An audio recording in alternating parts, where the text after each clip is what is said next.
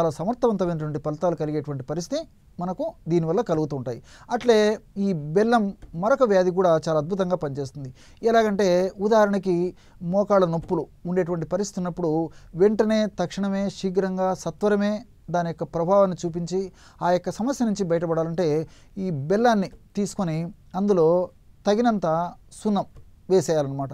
అంటే ఉదాహరణకి ఒక భాగం బెల్లం అయితే అందులో పావు భాగము లేదా అరభాగము సున్నం పొడి, అట్లే కాస్త పసుపు, అదేవిధంగా అట్లే అంటే పావు భాగం కానీ అరభాగం కానీ పసుపు, అంటే బెల్లం రేషియో ఎక్కువ ఉండాలి, పావు వంతు మాత్రమే ఈ సున్నము పసుపు ఉండాలన్నమాట. ఈ మూడు పదార్థాలు కలిపేసేసి కాస్త తేనె కానీ లేకపోతే కాస్త నీరు కానీ చేర్చి మెత్తగా నూరడం వల్ల చక్కటి లేపన ద్రవ్యం తయారవుతుందన్నమాట. ఈ లేపన ద్రవ్యాన్ని మోకాళ్ళ నొప్పులు ఉన్నటువంటి భాగంలో సైడ్లకి, మోకాళ్ళ పై భాగంలో, మోకాళ్ళ వెనుక భాగంలో చుట్టూ అంతా అప్లై చేసేసి ఒక 2 గంటలు అలాగే ఉంచేసేసి గోరువెచ్చని నీళ్ళతో కడిగేస్తుండాలి.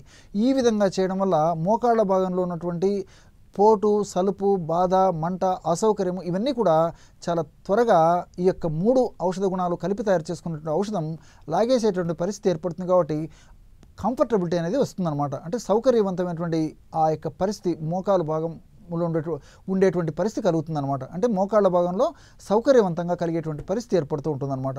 కాబట్టి ఈ యొక్క ఔషధాన్ని ఈ పద్ధతిలో పైపూత మందుగా వాడుకోవచ్చు.